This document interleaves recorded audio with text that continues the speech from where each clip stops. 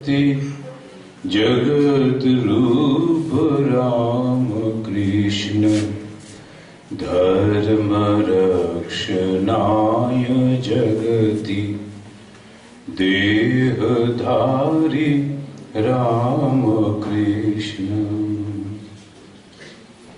আমাদের परम पूज्यपाद श्रीमद स्वामी মুমুক্ষানন্দ जी महाराज একটু বয়স হয়ে গিয়েছে, তাই তিনি উপরে আসতে পারেননি, বসতে পারেননি।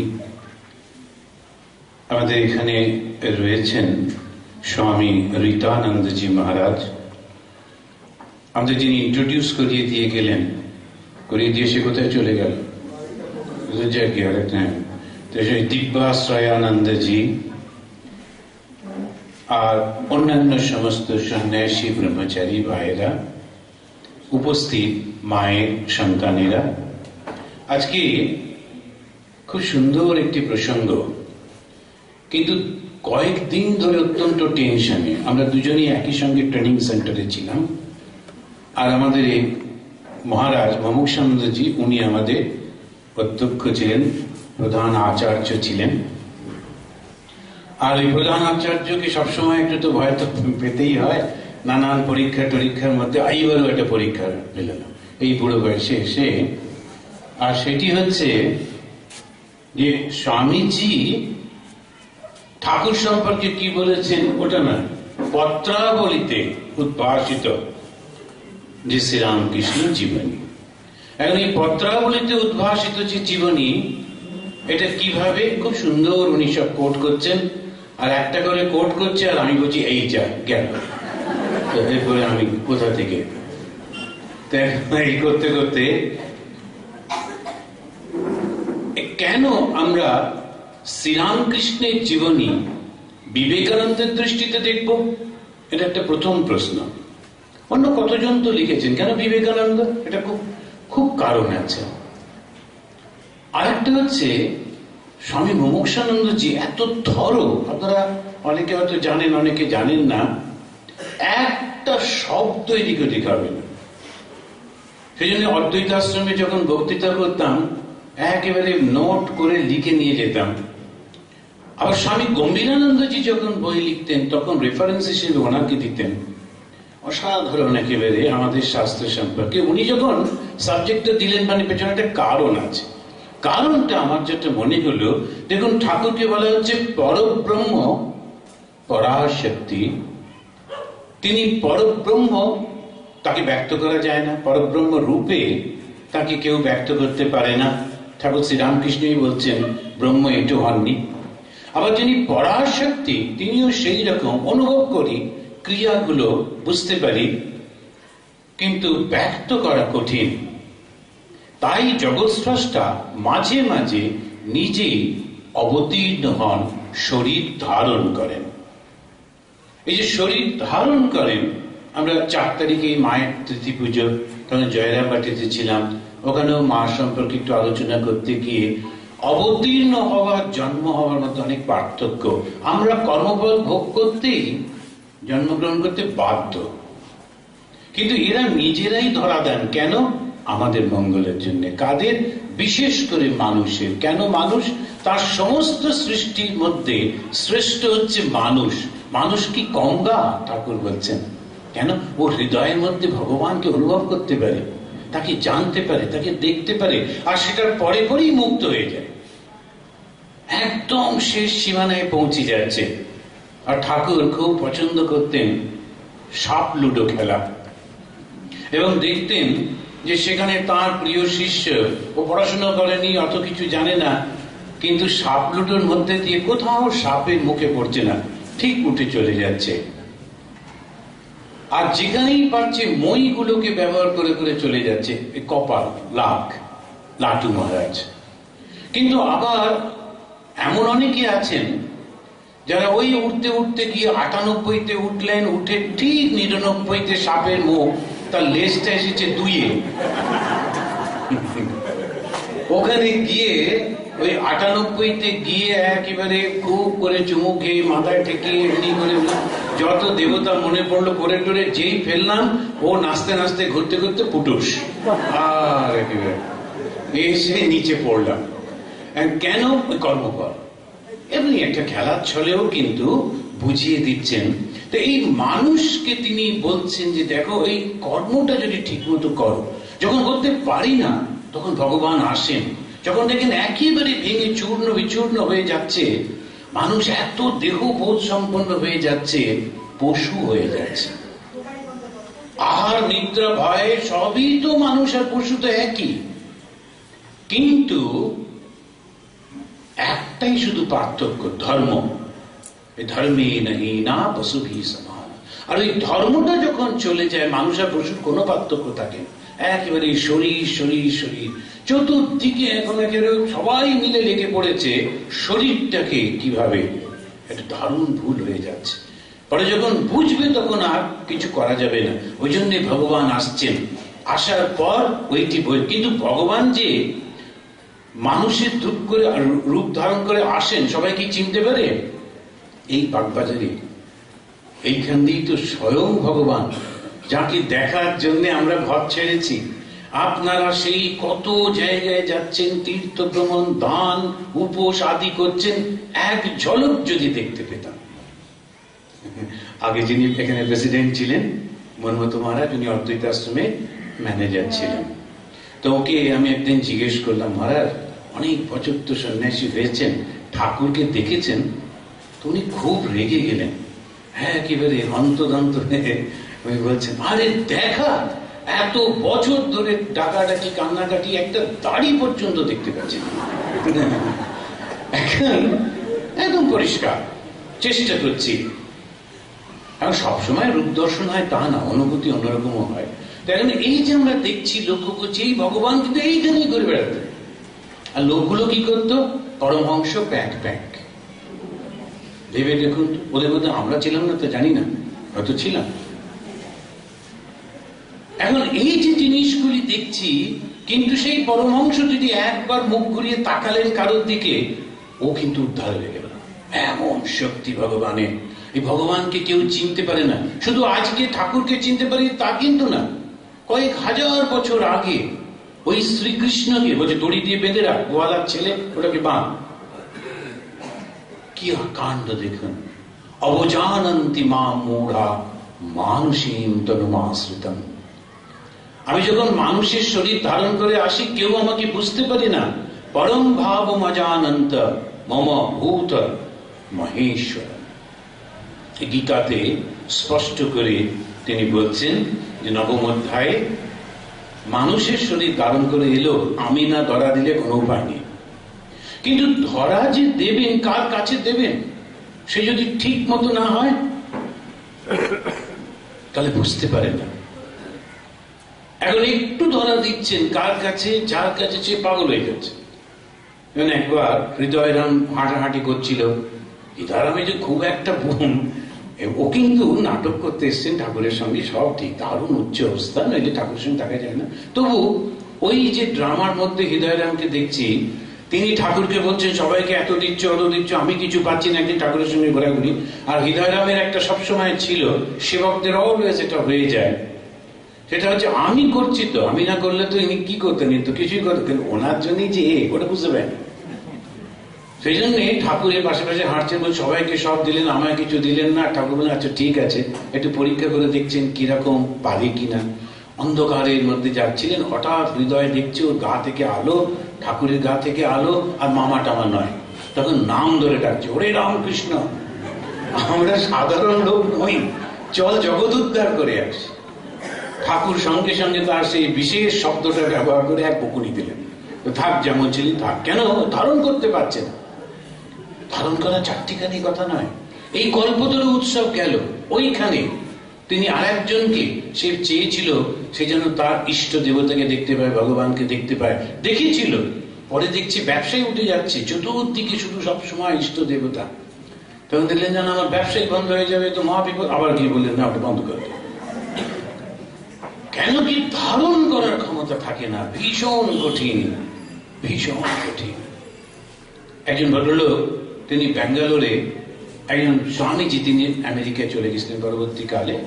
তো বক্তৃতা করতে কি বলছেন যে সন্ন্যাসীদের জীবন বড় কঠিন, ওখান থেকে অডিয়েন্স থেকে বলছে রামকৃষ্ণ মিশনের সন্ন্যাসীদের সে কথা বলা যায় না, খায় দায় বেশ আরামসে থাকে, কিসের কঠিন। সবার সামনে বললেন তো মহারাজ বললেন ঠিক আছে তুমি এক কাজ করো, আশ্রমে এসে থাকো, ঠিক ব্রহ্মচারীরা যেমন থাকে ওই খেতে দেবো, ওই পড়তে দেবো, যা আমরা করি তাই করো, চুপ করে থাকো, যেমন আমি বলবো তেমন করতে হবে। ঠিক আছে, ও চ্যালেঞ্জ হয়ে গেল সবার সামনে, তো ওরা ঠিক আছে এসেছে। এসে প্রথম দিন বেশ খুশি, দ্বিতীয় দিন ঘুরঘুর করছে, ঘোরাঘুরি করছো কেন? না দেখছো, কেন দেখবে, দেখো না ব্রহ্মচারীরা কেমন ঘরের মধ্যে রয়েছে, ওরা পড়াশোনা করছে, স্তোত্র পাঠ করছে, ওই রকম। তৃতীয় দিন দরজার সামনে গিয়ে দাঁড়িয়ে দেখছে গাড়ি যাচ্ছে, এখানে কি করছো, কোনো কষ্ট হচ্ছে থাকা খাওয়া? বলে আগে না, আমায় ছেড়ে দিন। বলে কেন, কি হলো? আমি থাকতে পারছি না, লোক না দেখলে এরকম না করলে থাকতে পারছি না, আমায় ছেড়ে দিন। হাতে পায়ে ধরে বাড়ি গেল। এখন অত সোজা না, কিন্তু ভীষণ কঠিন। এই যে জিনিসগুলি আমরা দেখি, অবজানন্তি মাম মূঢ়া। আবার কেউ কেউ যারা ভগবানের কাছে আসেন, ওরা সাধারণ নয়, অফকোর্স অসাধারণ ভগবানকে, তারা ওদের অল্প বুদ্ধি যেটুকু বুঝেছে ওটা নিয়ে খুব বলবার চেষ্টা করে, কিন্তু বলার মধ্যে অহংকারও থাকে। আমি বুঝেছি বলে বলবার চেষ্টা করে। আর ঠিক সেই রকম ভাবে ঠাকুরকে বলবার চেষ্টা করছিলেন আমাদের তখনকার দিনে গিরিশচন্দ্র ঘোষ আর ডাক্তার রাম দত্ত। কিন্তু ঠাকুর, আমাদের নাম যখন কেউ করে অমুক তমুক, বেশ ভালো লাগে। আর যখন ঠাকুর শুনলেন যে ওরা করছে, ঠাকুরের সেই অনবদ্য ভাষা, একটা মরা কাটা ডাক্তার আর একটা ঠ্যাটার করে, ওরা দুজনে আমাকে কি বলবে। এখন দেখুন, ওদের ধারণা নেই। কি ধারণা করতে পারে? ওই ভগবান স্বয়ং ভগবানকে বুঝতে পারে, নইলে আর কেউ বুঝতে পারে না। ভগবান নিজে যদি না হন তো ভগবানকে বোঝার সাধ্য আর কারো নেই। ভগবানই শুধু ভগবানকে বোঝেন, আর ঠিক কেমন করে ব্যক্ত করতে হবে জানেন। এখন দেখুন, শ্রীকৃষ্ণ কিন্তু ধর্মপুত্র যুধিষ্ঠির, শুনেছি ওর রথের চাকা মাটির উপর দিয়ে যেত, কোনোদিন মিথ্যে বলতেন না, তিনি ধর্মপুত্র, সর্বদা ধর্ম পালন করতেন, কিন্তু তথাপি তাকে বলছেন না। পবনপুত্র মহাবীর ভীমকেও বলছেন না, অর্জুনটাকেই বলছেন, অনেক কিছু করত, কিন্তু তথাপি অর্জুনকেই বলছেন। কেন? তখন তিনি বলছেন বৃষ্ণি নাম বাসুদেব অস্মি, আমি হচ্ছি বৃষ্ণিদের মধ্যে, আর পাণ্ডবা নাম ধনঞ্জয়, ওই পাণ্ডবদের মধ্যে আমি ধনঞ্জয়। কেন কৃষ্ণ অত ভালোবাসেন অর্জুনকে? কেন ওই তো সে। যখন ঠাকুর বিবেকানন্দের জন্য মিষ্টি তুলে রাখতেন, তার ভক্তরা রেগে যেত, খুব স্বাভাবিক। ভাষায় আমরা কি বানের জলে ভেসেছি? খালি নড়েন নড়েন, যাহা কিছু ভালো সব তুলে রাখেন, যাহা কিছু, আমি কি আমরা বানের জলে ভেসে এসেছি? কিন্তু তা নয়, আসলে নড়েনি তো শ্রীরামকৃষ্ণ, সেই তো রূপ। তাই তিনি বলছেন তুই আর আমি কি আলাহিদা। তখনকার দিনে সবাই ওই হুঁকো টুকো খেত, সব বাঙালি পরিবারে। তখন চা তো ছিল না, তখন থাকতো তামাক, আসন গোসন তামাক খান, এটা একটা তখন। হ্যাঁ, সবাই বড়রাও ছোটদের দিত, ছোটবেলায় এটা তখন ছিল। কেউ কেউ একেবারে ভুল ধরবার জন্য ব্যস্ত হয়ে থাকেন, তো চশমার পাওয়ার বেড়েই যাচ্ছে শুধু শ্রীরামকৃষ্ণ বিবেকানন্দের ভুল ধরতে গিয়ে। তার আগে খুঁজে বেড়াচ্ছেন কি করে, সব বই পড়ে, কিন্তু সমস্ত বই তন্ন তন্ন করে পড়ে, পড়ে একেবারে সে খুঁজে খুঁজে বার করছেন। একজন এসে বলছেন আপনারা বিবেকানন্দের কথা বলছেন বটে, কিন্তু জানেন বিবেকানন্দ স্মোক করতেন, তিনি হুঁকো খেতেন না। যে হুঁকো তো ছোট জিনিস, উনি চুরুট খেতেন। হুঁকো তো বেশ তবু আসছে, এরকম মোটা, সে রাশিয়ান চুরুট টুরুটও খেতেন। হলো, মনটা শান্তি হলো, লেখো গিয়ে 10 পাতা চুরুটের ওপরে 10 পাতা লেখো, লিখে একটু শান্তি পাও দেখি। আমাদেরকে নিয়ে টানাটানি না করে নিজে শান্তি পাও। বিবেকানন্দকে যতটা পারো পারো, দেখো না কি করা যায়। এই ভুল তখনকার পরিস্থিতির মধ্যে ওরা একটা করছেন, কিচ্ছু এসে যায় না। এই যে জিনিসটি না বুঝতে পেরে খালি নিন্দামন্দ করা। আর ঠাকুর বলছেন তুই আর আমি কি আলাহিদা। ওই মুখো থেকে খেতে বলেছেন, শুধু মুখো না, আর কোলকে, সেটা আবার নিজে হাতে ধরেছেন, এখান থেকে কার। আর ঠাকুর বলছেন এটা কি করে সম্ভব, এইটা বলছেন। আবার বলছেন জলের উপর একটা লাঠি পড়ে আছে, তো মনে হচ্ছে যেন জলটা দুভাগ, যারা বোকা তারা এরকম ভাববে, কিন্তু আসলে তো একই জল। কি কত হিন্টস দিচ্ছেন শ্রীরামকৃষ্ণই বিবেকানন্দ। আবার দেখলুম এটাও যা ওটাও তা, পাশে এসে বসছেন, বসে বলছেন এটা দেখলুম এটাও যা ওটাও তা। যে বিশ্বাস করবে সে বিশ্বাস করবে, আর যে করবে না সে কোনো কিছুতেই তার বিশ্বাস নেই। এই সব জিনিসটাই তো ল্যাবরেটরিতে নিয়ে গিয়ে প্রমাণ করা যায় না। আবার ওই বিবেকানন্দই বলছেন, lo the old man entered into me. ওই ঠাকুর একেবারে তার দৃষ্টির মধ্যে দিয়ে প্রবেশ করছেন। কি অসাধারণ এই জিনিস! এই শ্রীরামকৃষ্ণই বিবেকানন্দ রূপ ধারণ করলেন। করে আমরা পুরাণে দেখছি জীবের কল্যাণের জন্য ঈশ্বরের করুণা গঙ্গা রূপে যখন প্রবল বেগে নেমে আসবে, কি তাকে ধরবে? যখন ঈশ্বরের করুণা যখন নাবে, তাতে তো ধরে তাকে মানুষের মতো করে দিতে হবে। তো সেই করুণার বেগ কে ধারণ করলেন? স্বয়ং শিব। আর শ্রীরামকৃষ্ণ করুণা গঙ্গা যখন নেমে আসছে, বঙ্গ হৃদয় গোমুখী হইতে করুণা গঙ্গা বহিয়া যায়। যদি ও খুব সুন্দর গান করছিলেন আমাদের এই মহারাজ, স্বামীজির উপরই সব গান হচ্ছে, এবার একটু ঠাকুরের উপর যদি হয় তাহলে বঙ্গ হৃদয়, খুব সুন্দর গান। এই বঙ্গ হৃদয়ে গোমুখী হইতে যে করুণা গঙ্গা প্রবাহিত হচ্ছে, সেটা কে দেবে মানুষকে তাদের মতো করে? তার যতটুকু প্রয়োজন ওই শ্রীরামকৃষ্ণই দিচ্ছেন এইবারে শিবরূপী বিবেকানন্দকে। এই বিবেকানন্দ ধারণ করছেন। আর ভগবানকে বোঝা যত কঠিন, বোঝানো তার থেকে বেশি কঠিন। ভগবানকে বোঝা তো কঠিনই কঠিন, কিন্তু লোক যাকে আপনি বোঝাবেন তার মধ্যে একটু সেন্স থাকতে হবে, তো তবেই তো বোঝানো যাবে। তাহলে বোঝাবেন কি করে? অসম্ভব বোঝানো। এই ভগবানকে বোঝাচ্ছেন স্বয়ং ঈশ্বর মানব রূপী শ্রীরামকৃষ্ণকে চেনাতে, তাই যুক্তির অবতারণা করছেন বিবেকানন্দ। তার দক্ষিণ ভারতীয় শিষ্য আদর করে যাকে কিটি বলতেন, তাকে 3রা মার্চ 1894-তে লিখছেন, ভগবান যদিও সর্বত্র আছেন বটে, কিন্তু তাকে আমরা জানতে পারি কেবল মানব চরিত্রের মধ্যে দিয়ে। ভগবান সর্বব্যাপী, কিন্তু বোঝা তো যায় না। না, একবার আন্দামানেতে এরকম এই খ্রিস্টান, ইসলাম, হিন্দু, বৌদ্ধ সব হচ্ছে একসঙ্গে, তখন সেখানে ওরা দিল্লি থেকে একজনকে উড়িয়ে নিয়ে গেছে মুসলিমরা। তিনি গিয়ে বলছেন যে হিন্দুরা তো মূর্তি পূজক, অমুক তমুক, এ ব্যাপারে ওরা দুজনেই একটু ভাই ভাই। খ্রিস্টান মুসলমান ওরা খুব দুজনে আমাদেরকে মূর্তি পূজক সে বলছে তুলছে, হয়ে গেল। তখন আমি বললাম, আচ্ছা বুকে হাত দিয়ে বলুন তো। ওখানে কিন্তু ঝগড়াঝাটি নেই, এর সুবিধে, মানে মানুষগুলো মোটামুটি। আমি বললাম, আচ্ছা বুকে হাত দিয়ে বলুন তো, যখন আপনারা এমনি করে বসে ওই পশ্চিম দিকে মুখ করে নামাজ করেন, কি আসে চোখের সামনে? আমাকে বলতে হবে না, নিজের মনকে বলুন, কাউকে বলতে হবে না, নিজেকে বলুন। নাতির মুখটা মনে পড়ে কিনা, ছেলের মুখটা মনে পড়ে কিনা, দোকান থাকলে দোকানের তালা দিয়েছি কিনা মনে পড়ে কিনা, কোনটা মনে পড়ে বলুন তো? মনে পড়ে না। কিন্তু সত্যি কথা বলুন, নিরাকারকে ধারণা করা অত সোজা? সেই জন্য মানব রূপে যখন তাকে আমরা পাচ্ছি, তখন এইরকম। তারপরে কি বলছেন? শ্রীরামকৃষ্ণের মতো এত উন্নত চরিত্র কোন কালে কোন মহাপুরুষে হয় নাই। সুতরাং তাকে কেন্দ্র করে আমাদের সঙ্গবদ্ধ হতে হবে। এখন অনেকে ভাবতে পারে এই কথাগুলো তো শুনে ফেলেছি, আবার নতুন করে একটু বললে। একজন ভদ্রলোক এই কলকাতায় থাকে, খুব সুন্দর নাটক করতে পারে একা একাই। হঠাৎ করে গিরিশের গলা, ঠাকুরের গলা, বিবেকানন্দের গলা, আবার হাতটা এমনি করে শাঁখ বাজায়, সেই এসব নানা রকম খুব একা একা সুন্দর করেন। তো ওকে নিয়ে গিয়ে আসামের ছোট ছোট আশ্রম, আসামে তো ওরা তো অতটা না, তো সুন্দর এই জিনিসটা ওদের ভালো লাগবে। ওকে বললাম আপনারা করুন। তা বিভিন্ন আশ্রমে যাচ্ছেন, খুব ভালো, সবাই প্রশংসা করছে। তা একটা আশ্রমেতে আমি সুযোগ পেয়ে গেলাম শুনতে কিরকম বলছে।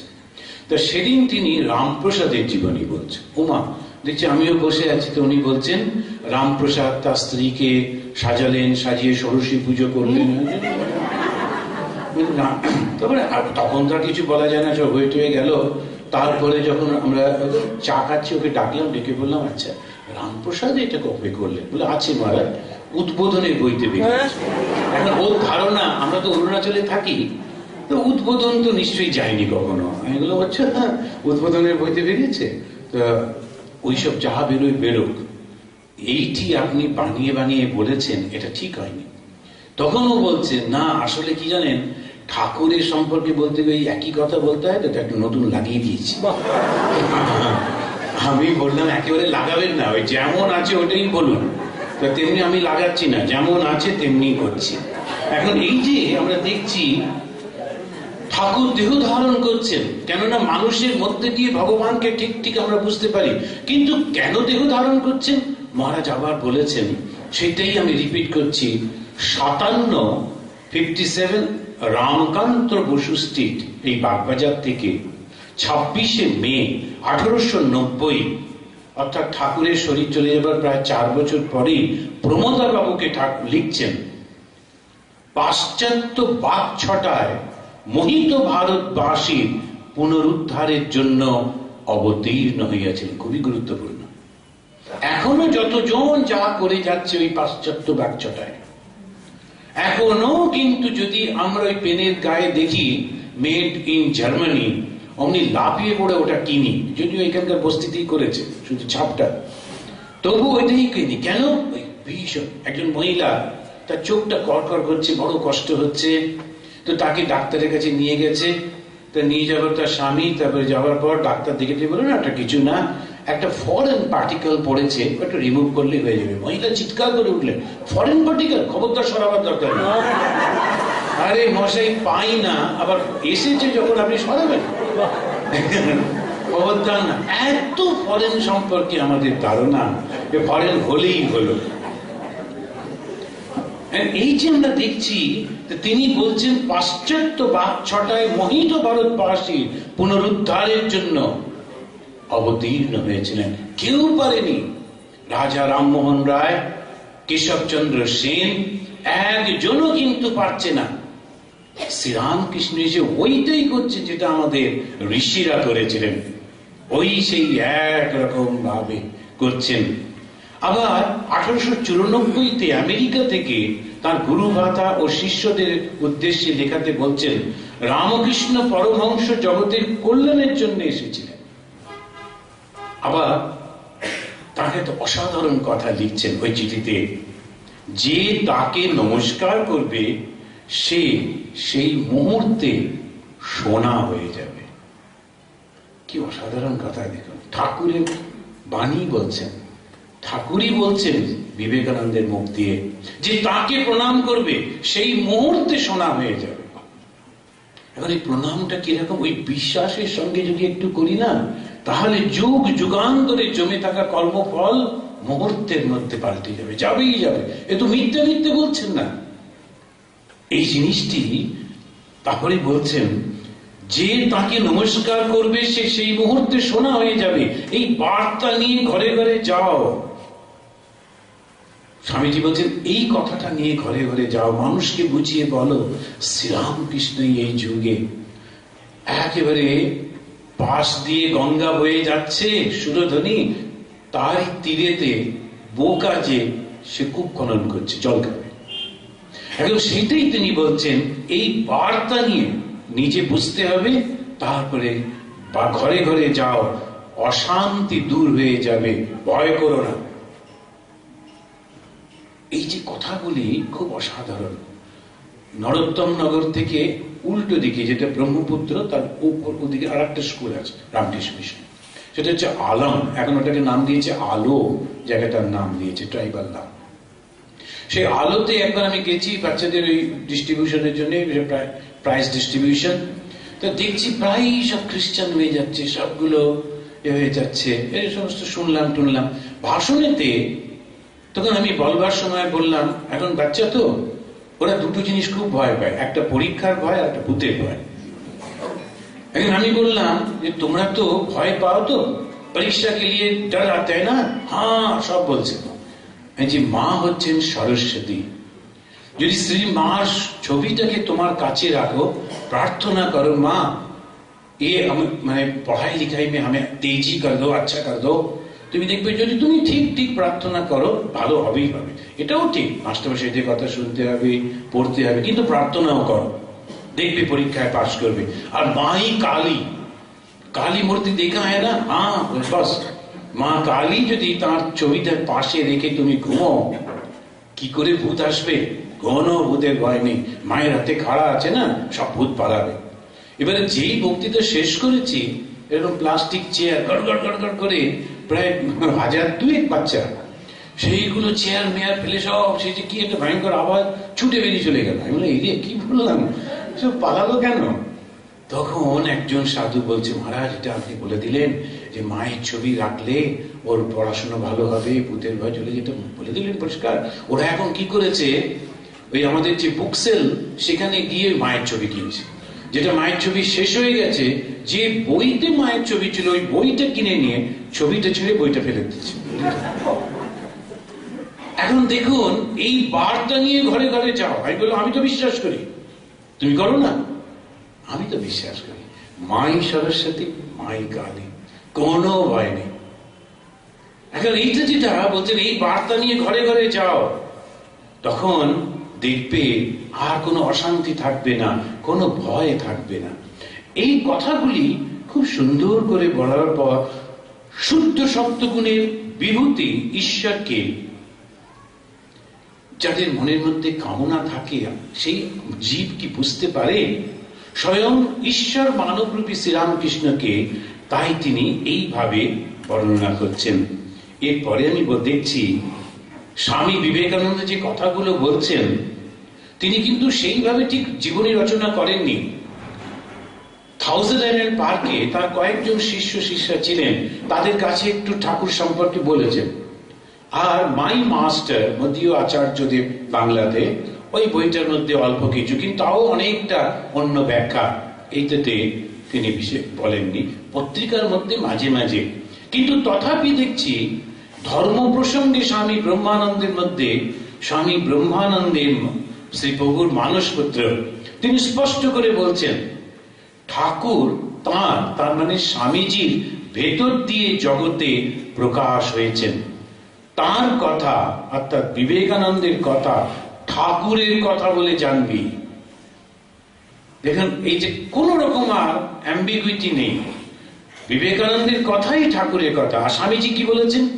স্বামীজি বলছেন 26শে মে 1890-তে স্পষ্ট করে প্রমোদা বাবুকে লিখছেন, আমি রামকৃষ্ণের গোলাম, এই দেহ তুলসী তিল দেহ সমর্পণ করিয়াছি। ওই বৈষ্ণবরা বলেন এই দেহ এই তিল এই তুলসী সমর্পণ করে। আবার বলছেন এই জন্মে এই শরীর সেই মূর্খ বামন কিনে নিয়েছে। একজন আমাদের খুব পরিচিত, তিনি ঠাকুরকে মাঝে মাঝে বলতেন এই বুড়ো বামন, এই বুড়ো বামন। মশাই না, স্বামীজি বলেছেন তো? স্বামীজি বলেছেন, আপনি স্বামীজি নন। কিভাবে কথাটা বলছেন আপনি? স্বামীজি স্বয়ং শ্রীরামকৃষ্ণ, তিনি বলতে পারেন বুড়ো, তিনি বলতে পারেন বামন, তিনি বলতে পারেন মূর্খ। কেন? ও নিজেই তো। আপনি বলতে পারেন না, খবরদার এই ভুল করবেন না, অন্তত আমার সঙ্গে তো নয়। এখন এই যে আমরা মূর্খামি করে ফেলি, আবার সেই বিবেকানন্দ কিন্তু অনুভব করছেন। কি অনুভব করছেন? তিনি বলছেন প্রভু প্রভু তুমি প্রাণ শাখা, তুমি মোর, কভু দেখি আমি তুমি, তুমি আমি। একজন বিবেকানন্দ নিজেই ব্যক্ত করছেন এই যে একত্বের অনুভূতিতে উদ্ভাসিত বিবেকানন্দ তার একেবারে নিজস্ব অনবদ্য ভঙ্গিতে প্রিয় ভ্রাতা শিবানন্দজি মহারাজকে লিখছেন আমেরিকা থেকে 1894-তে, ভায়া রামকৃষ্ণ পরমহংস যে ভগবানের বাবা তাতে আমার সন্দেহ মাত্র নাই। দাদা বেদ বেদান্ত পুরাণ ভাগবতে যে কি আছে তা রামকৃষ্ণ পরমহংসকে না পড়লে কিছু বোঝা যাবে না। দেখুন এই যে কথাগুলি আমরা বলছি দেখছি, তিনি একজন বেদান্তের ভাষ্য। বেদান্তটা কি? তুরীয়ানন্দজি মহারাজকে বেদান্ত পড়তেন, এইখানেই থাকতেন, যাচ্ছেন না ঠাকুরের কাছে। তাই ঠাকুর তো সব নজর রাখেন, সব কর্মী দলকে টেনে টেনে এক জায়গায় করছেন। খবরে ওর ছেলেটা আসে না কেন? তখন ওকে বলে যে না, ও বেদান্ত পড়ছে। আচ্ছা ডাক একদিন, তবে তোর বেদান্তে আছে কি? ব্রহ্ম সত্য, জগৎ মিথ্যা, আর কি? দেখুন এই পুরো বেদান্তে এই যে যত যত বই আছে, তাই বলে একদম পড়বেন না তা কিন্তু না। নইলে আমাদের এত বই ছাপিয়েছে, উপনিষদ বিক্রি হবে কি করে? পাবলিকেশন সেন্টারে দাঁড়িয়ে এসব বললে আর পরে আমাকে ঢুকতে দেবে না। পড়বো তো বটে, কিন্তু সত্যি কথা বলতে কি, ঠাকুরের জীবনের মধ্যে দিয়ে যখন দর্শন করি, ব্রহ্ম সত্য জগৎ মিথ্যা, জীব ব্রহ্মৈব না অপরা। শ্রীরামকৃষ্ণদেব বলছেন এই জগৎটা যদি সত্য হতো, কামার পুকুরকে সোনা দিয়ে ডেকে দিতাম। এই এক। দুই, তিনি ওই গরিবগুলোর মধ্যে গিয়ে বসে বলছেন, যাব না কাশিতে, দেখবো না শিব, যতক্ষণ না এদেরকে কিছু দেওয়া হচ্ছে। ব্রহ্ম সত্য জগৎ মিথ্যা, জীব জীব যে ব্রহ্মৈব না অপরা, এ ব্রহ্ম ছাড়া কিচ্ছু না। এই যে ঠাকুরের জীবনের মধ্যে দিয়ে আমরা দেখছি, তিনি the latest and the most perfect. Swamiji বলছেন শ্রীকৃষ্ণ জন্মেছিলেন কিনা জানি না, বুদ্ধ চৈতন্য প্রভৃতি একগে, Ramakrishna Paramahamsa the latest and the most perfect. এখন এইটা নিয়ে আমার একজন একবার হঠাৎ করে এসেছিল, একটা জায়গায় বক্তৃতা করছি, তো এসে বলছে যে মহারাজ আপনার বক্তব্যটা আমার ভালো করে শোনা হলো না, শেষের দিকে এসছি ইত্যাদি। তারপরেই বলছে ওর নামটা, আমার নাম হচ্ছে অমুক। আমি মনে মনে হলাম ভাগ্যিস আসেনি, নাহলে উৎপাত হতো। তো এখন খুঁজছে স্বামীজি কি কি ভুল বলেছেন। কি ভুল বলেছেন? এই যে এখানে বলছেন যে শ্রীকৃষ্ণ জন্মেছিলেন কিনা জানি না, কিন্তু একটা জিনিস ভুল করলে ওই হয়ে যাবে। স্বামীজি যখন বলছেন না, একদম মনের মধ্যে গেঁথে দেওয়ার জন্য বলছেন, ওটাকেই অন্যভাবে ধরলে হবে না, তখন ভুল হয়ে যাবে। আবার সেই স্বামী শিষ্য সংবাদে এই বিবেকানন্দই বলছেন, ঠাকুর আমাকে বলেছেন যে রাম যে কৃষ্ণ ইদানিং এই শরীরে। সেই জন্য জিনিসটাকে ঠিক মতো বুঝতে হবে, তা না হলে তো হবে না। কালকেই একটা লোক আমায় ধরেছে, কালকে না পরশুদিন, মায়ের বাড়িতে উৎসবের মধ্যে একটু মহারাজ একটা কথা জিজ্ঞেস করে যায়, কি হলো? তো বলছে স্বামীজি বলেছেন তোরা নিঃশ্বাস নিতে জানিস না, তো কি করে নিঃশ্বাস নেব? ওটা রাজযোগে হয়তো বলছেন। কিন্তু এখন যদি আপনি রাস্তাঘাটে এরকম করতে করতে হাঁটেন, তো লোকে তখন ভাববে যে হাঁপানির রুগী অক্সিজেন দেবে, তখন আরো উৎপাত হবে। তো যেরকম করছেন ওরকমই করুন। কথাটা তো একটু বুঝতে হবে। এইটুকু বোধ যদি না থাকে, যখন একটা কেউ কিছু বলছে, তখন বিশেষ করে বিবেকানন্দ অসাধারণ একটা সাহিত্যিক, তিনি যখন কোনো কিছু বলছেন এমন করে বলছেন ওই মনের মধ্যে ঢুকে যাচ্ছে। তোরা নেই নেই করতে করতে কি নেই হয়ে যাবি? নেই মানে কি? একটা নায়ের পুটলি, না আমি পারবো না। এখন এই যে জোরটা দিচ্ছেন কেন? আমরা এমন একেবারে না, সেই 700 বছর 800 বছর ধরে দাসত্ব করতে করতে দাস হয়ে গেছি, কিচ্ছু নিজের থেকে বুদ্ধিটা চিন্তাটা করতে পারি না। এই জন্য এই বিবেকানন্দের এই কথাগুলো খুঁজে খুঁজে কন্ট্রাডিকশন বার করে এই মোটা বই লিখছে। দেখুন কিরকম এইখানে তিনি বলছেন, জ্ঞান, প্রেম, বৈরাগ্য, লোকহিত চিকিৎসা, উদারতা, জমাট, কারোর সঙ্গে কি তার তুলনা হয়? দেখুন এই হচ্ছেন শ্রীরামকৃষ্ণ। আমরা এই যে ঠাকুরের কাছে এসেছি, এখন এই যে উপদেশটা ঠাকুর কি দিচ্ছেন, উনি এখানে বলছেন যে উপদেশ কি, উপদেশ কি পথ নির্দেশ করছেন শ্রীরামকৃষ্ণ।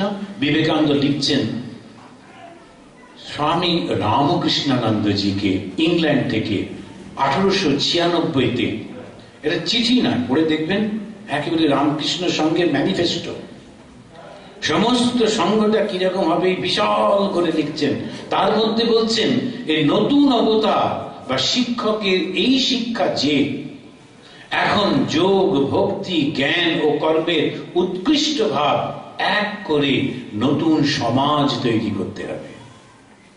দেখুন কিরকম, এই হচ্ছে আসল কথা, নতুন সমাজ তৈরি করতে হবে। তা না হলে হবে না। আমাদের যে অন্যান্য জায়গায় সমস্ত আশ্রমগুলোতে যাই, লোকদের দেখি সে একেবারে পুটপুট পুটপুট করছে। এক জায়গায় গেছিলাম, ওখানেতে একজন ভদ্রলোক, তিনি রামচরিত মানুষ পাঠ করেন, ফর্সা সুন্দর দেখতে, তিলক টিলক কেটে করে। ইউপির লোক, ওরা কিন্তু এটা মুখস্থ করে যে সুন্দর বলে, ওটা কিন্তু প্রফেশন। ওখানেতে ও যে বাড়িতে আছে ইউপির ভদ্রলোক, তিনি প্রিंसिपल चीफ कंजर्वेटर फॉरेस्ट। बोलते स्वामी जी आप ना आने से उनको साथ बैठ कर कौन खाएगा? मशाई খুব অসুবিধে, আপনি ওনাকে ডাকুন, খাওয়ান, ঠিক আছে শুনবেন। এবার যখন গেলাম, বড় বলছে, ওই ভদ্রলোক বক্তৃতা করে তিনি এসে আমাকে দেখেই রামকৃষ্ণ মিশনারি দেখে সঙ্গে সঙ্গে বলছেন, हमने तो आज खुल्ला सबको कह दिया जो मछली खाते मांस लेते वो तो नरक में जाएंगे। अच्छा वो बोललो तो কি এসে গেল, নরক মে যাएंगे? জায়গায় যায়, নরক যাই মাছের খাওয়ার যে আনন্দ সেটা তো করিনি, পরে দেখা যাবে। এখন ওই যে বারবার বলছে, তখন আমি বললাম যে রামচন্দ্রের ওই কি খেয়েছিলেন না করে সব না করে তিনি যে গিয়ে ওই একেবারে নিচু শ্রেণীর একটা মানুষ গুহক চণ্ডাল তাকে বুকে জড়িয়ে ধরলেন, ওই কথাটা একবারও বলেছেন? ওটা বলুন না। ওটা বললে দেখবেন এই ধরনের অবস্থা হবে না। হিন্দু ধর্ম আমরা সবাই পায়ের তলা থেকে চলে যাচ্ছে। শেষকালে দেখবেন আপনি ছাড়া আর কেউ নেই, আপনি আর মাইক্রোফোন, আর কেউ নেই। এখন এই যে জিনিসগুলি, তাই স্বামীজি বলছেন এই নতুন অবতার বা শিক্ষকের এই শিক্ষা যে এখন যোগ, ভক্তি, জ্ঞান ও কর্মের উৎকৃষ্ট ভাব এক করে নতুন সমাজ তৈরি করতে হবে সাধারণ লোকের পক্ষে, এবং প্রথম উদ্যোগীর পক্ষে নিষ্ঠা বড়ই আবশ্যক। অর্থাৎ অন্য সকল দেবকে নমস্কার, কিন্তু পূজা কেবল রামকৃষ্ণের। নিষ্ঠা ভিন্ন, তেজ হয় না। আমাদের প্রথম যখন অরুণাচলে স্কুল করলেন যে স্বামীজি, তিনি ওখানে গিয়ে ঠাকুর মাঝখানে, এক পাশে বুদ্ধ, এক পাশে যীশু খ্রিস্ট করে হলো। ঠাকুরকে তিনি অতটা আমাদের জোর করা হলো না। ফল কি হলো জানেন? আমরা ওদেরকে বোঝালাম না। ট্রাইবাল একটা টেম্পারামেন্ট আছে, আমি দীর্ঘদিন ওদের মধ্যে থেকে দেখেছি। ওরা শিক্ষিত অশিক্ষিত একটাই টেম্পারামেন্ট, ইউ ডিকটেট আই ওবে। আমি অরুণাচলে ছিলাম, আন্দামানে ছিলাম, ওদের মধ্যে দেখেছি ভাই কি করতে হবে বলে দাও, ক্যা করনা হ্যায় বাতা দো, বাস হো গিয়া। এইটা ভালো, এইটা মন্দ, তুমি এবারে বুঝে করো, ওর মাথায় আসে না। শিক্ষিত লোকও পারে না। এবং এইবারে খ্রিস্টানরা এসে যখন বললো যে ইনি শ্রেষ্ঠ, ওরা খ্রিস্টান হয়ে গেল। আমাদের একটু খুব ভালো, নিজের চোখের সামনে দেখেছেন শ্রীরামকৃষ্ণকে, জীবনটা একটা অসাধারণ আলোক পত্রিকা, যার তীব্র রশ্মি সম্পাদে লোকে হিন্দু ধর্মের সমস্ত দিক বা রূপ সত্যই বুঝতে সমর্থ হবে। শাস্ত্রে জ্ঞান মতবাদ রূপে রয়েছে। তিনি তার মূর্ত দৃষ্টান্ত, ঋষি ও অবতারেরা যা বাস্তবিক শিক্ষা দিতে চেয়েছিলেন তিনি নিজের জীবন দ্বারা তা দেখিয়ে গেছেন। শাস্ত্রগুলি মতবাদ মাত্র, তিনি ছিলেন তার প্রত্যক্ষ অনুভূতি। এই ব্যক্তি তার 51 বর্ষব্যাপী একটা জীবনে 5000 বছরের জাতীয় আধ্যাত্মিক জীবন যাপন করে গেছেন। শ্রীরামকৃষ্ণকে এইরকম দৃষ্টিতে দেখা, এই চারটিখানি কথা। তীক্ষ্ণধী বিবেকানন্দ, সত্যকে জানার জন্য ব্যাকুল বিবেকানন্দ, আধুনিক বিজ্ঞান মনস্ক বিবেকানন্দ, ভারতের প্রান্তরে প্রান্তরে ঘুরে আমেরিকা, ইউরোপ তন্ন তন্ন করে দেখে তারপর তার অভিন্ন হৃদয় ইয়েশু বন্ধু ও গুরু ভাই স্বামী ব্রহ্মানন্দজিকে ইংল্যান্ড থেকে 4 অক্টোবর 1895 লিখছেন, দাদা এই দুনিয়া ঘুরে দেখেছি যে তার মানে শ্রীরামকৃষ্ণ দেবের ঘর ছাড়া আর সব ঘরেই ভাবের ঘরে চুরি। আমি আবার পড়ছি, দুনিয়া ঘুরে দেখেছি যে তার ঘর ছাড়া আর সকল ঘরেই ভাবের ঘরে চুরি। একঘেয়ে বলবে, কিন্তু ওইটি আমার আসল কথা। তার কৃপায় ব্রহ্মাণ্ডম গোষ্পদায়তে, তিনি জীবন্ত ঈশ্বর। তার পবিত্রতার প্রেম আর ঐশ্বর্য রাম, কৃষ্ণ, বুদ্ধ, যিশু, চৈতন্য প্রভৃতিতে এক কণা মাত্র প্রকাশ। শ্রীরামকৃষ্ণদেবের উপর ভক্তি ও বিশ্বাসের সুমেরু বট রামকৃষ্ণানন্দজিকে লেখা 1895 চিঠিতে রামকৃষ্ণ সম্পর্কে একটা নতুন দিক নির্দেশ করছেন। সেটা কি? রামকৃষ্ণ অবতারে জ্ঞান রূপ অসিত দ্বারা নাস্তিকতা রূপ ম্লেচ্ছ নিবাহ ধ্বংস হইবে। এই যে আমরা মনে করি যে কলিযুগে যে অবতার আসবেন তিনি হচ্ছেন এই কল্কি অবতার। তার একটা কাল্পনিক চিত্র আমরা দেখি, ঘোড়ায় করে আসছেন, হাতে তলোয়ার। স্বামীজি বলছেন শ্রীরামকৃষ্ণ এই কল্কি অবতার। কেন? গতি, জ্ঞান, এই দুটো জিনিস। এখন তাকিয়ে দেখুন সত্যি সত্যি কিনা। তীব্র গতি, ওই ঘোড়া হচ্ছে গতির চিহ্ন, তরোয়াল হচ্ছে জ্ঞানের চিহ্ন, অজ্ঞানকে কেটে দিচ্ছে। এখন সমস্ত কিছু কি দ্রুত গতিতে সম্পন্ন হয়ে যাচ্ছে। আমরা এখন ভাবতেই পারি না সেই গরুর গাড়ি করে এক সপ্তাহ ধরে এখান থেকে কামারপুকুর যাব, এক মুহূর্তে পৌঁছে যাচ্ছে। তিনি বলছেন রামকৃষ্ণ অবতারে জ্ঞান রূপ অসিত দ্বারা নাস্তিকতা রূপ ম্লেচ্ছ নিবাহ ধ্বংস হইবে এবং ভক্তি ও প্রেমের দ্বারা সমস্ত জগৎ একীভূত হইবে। অপিচ এ অবতারে রজগুণ অর্থাৎ নাম যশাদির আকাঙ্ক্ষা একেবারে নাই, অর্থাৎ যে তার উপদেশ গ্রহণ করে সেই ধন্য। অত্যন্ত স্পষ্ট করে এই চিঠিতেই স্বামীজি জানাচ্ছেন রামকৃষ্ণ অবতারের জন্মদিন হইতেই সত্য যুগ উৎপত্তি হইয়াছে। আবার লিখছেন তিনি যেদিন থেকে জন্মেছেন সেদিন থেকেই সত্য যুগ এসেছে। এখন সব ভেদাভেদ উঠে গেল। চণ্ডাল প্রেম পাবে, মেয়ে পুরুষ ভেদ, ধনী নির্ধন ভেদ, পণ্ডিত বিদ্বান ভেদ, ব্রাহ্মণ চণ্ডাল ভেদ সব তিনি দূর করে দিয়ে গেছেন। আর তিনি বিপদ ভঞ্জন, হিন্দু মুসলমান ভেদ, খ্রিস্টান হিন্দু ভেদ সব চলে গেল। এই সত্য যুগে তার প্রেমের বন্যায় সব একাকার। আমি সেদিন দেখছিলাম একজন ব্রাহ্মণ একজন মহারাজকে প্রণাম করবার জন্য ছুটছে। মহারাজ একটু দাঁড়ান, প্রণাম করব প্রণাম করব। কিন্তু উনি জানেন না, জানলে কি করতেন জানি না, ওই মহারাজ কিন্তু মুসলমান ধর্মাবলম্বী ছিলেন। এই রামকৃষ্ণ মধ্যে তারা যখন আসছেন তারা ব্রহ্মচর্য পালন করছেন, 9 বছর ব্রহ্মচর্য পালন করছেন, গুরুবাক্য পালন করছেন, শাস্ত্র অধ্যয়ন করছেন, গঙ্গা তীরে থাকছেন, ইষ্ট এবং গুরু সেবা করছেন। সন্ন্যাসীদের মধ্যে থেকে যদি সে পবিত্র না হয়, আর কবে পবিত্র হবে? কে পবিত্র হবে? কে ব্রাহ্মণ তখন? সেই জন্যে আমরা কিন্তু ব্রাহ্মণকেই সন্ন্যাসী দেওয়া হয়। তবে ওই ব্রাহ্মণত্বে উন্নত করিতে হইবে, তাদেরকে উঠিয়ে নিচ্ছেন। আমরা যখন যাই 9 বছর এই ব্রহ্মচর্য করবার পর গুরুর কাছ থেকে সন্ন্যাস পাচ্ছে, তখন আর জিজ্ঞেস করে না কি তোমার পরিচয়, কি নাম ছিল, কিচ্ছু জিজ্ঞেস করে না। এই স্বামীজি বলছেন বিবেকানন্দ রূপী স্বয়ং ভগবান শ্রীরামকৃষ্ণ দেবের সঙ্গে আসুন গলা মিলিয়ে আমরাও বলি সেই কথাগুলি যা তিনি লিখেছিলেন প্রমোদা বাবুকে গাজীপুর থেকে 3রা মার্চ 1890-তে। এই কথাটা শুনুন।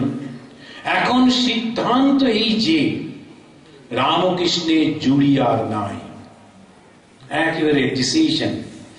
এখন সিদ্ধান্ত এই যে রামকৃষ্ণের জুড়ি আর নাই, সে অপূর্ব সিদ্ধি আর সে অপূর্ব অহেতুক দয়া, সে ইন্টেন্স সিম্প্যাথি বদ্ধ জীবনের জন্য এই জগতে আর নাই। আবার একটা অন্য জায়গায় বলছেন সংসারে ঘোর অন্ধকারে এখন এই মহাপুরুষই জ্যোতিস্তম্ভ স্বরূপ, এর আলোতেই মানুষ এখন সংসার সমুদ্রের পারে চলে যাবে। তারপরেই ওই সেই মায়ের মতো আশ্বাস দিয়ে বলছেন তিনি কাণ্ডারি, ভয় কি? জয় ঠাকুর, জয় মা, জয় স্বামীজি।